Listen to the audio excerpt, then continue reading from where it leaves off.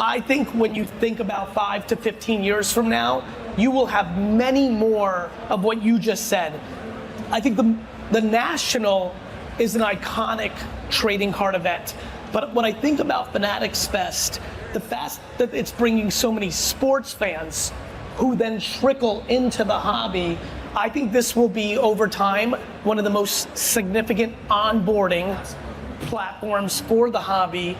And I think that's a great thing. And I really do think trading cards sits with fantasy and with gambling, as a higher percentage of sport fans are doing it. Yeah, and you know what's interesting, going back to when we first started talking. Let's switch seats too while you're doing this. Great.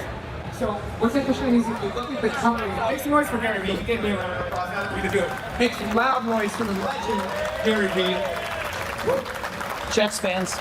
When I look around, right, the companies that are around today that are some of the biggest didn't exist in 2018. Fanatics Collectibles didn't exist. Breaking platforms like Whatnot didn't exist. Shops like Bigger Trading, my favorite one here in New York, didn't exist. Even when you look at brands like Arena Club, which have done such a good job of onboarding a new type of collector with all the work solutions, grading, breaking, all these things, didn't exist. We see all these things is out there. Where do you see the future going kind of next in the hobby? What else do we need to do? Well, I think for me, like again, talking about these kids, that was 14-year-old me, but doing trading cards or sports collectibles professionally at the highest levels was not conceivable. So I think you're indoctrinating so many young, real entrepreneurs, and for them, they don't think that they need to go to Wall Street or they need to go into a corporation. They're gonna say, like, this is what I'm gonna do for a living.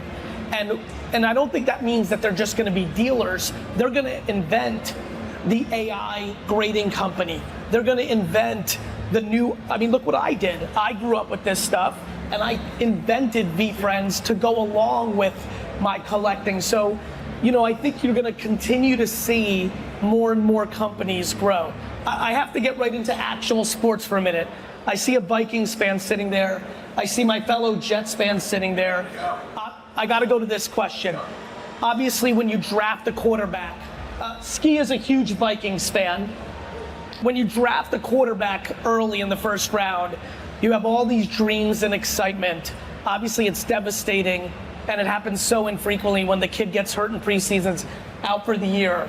I, on the other hand, am pretty convinced that Sam Darnold is gonna step in now and be remarkable, and it's gonna frustrate us diehard Jet fans. What's your observation for the Vikings' upcoming season, and what's your prediction for Sam's season? Great question. I think Sam, even talking to them before JJ's injury, right, they were excited.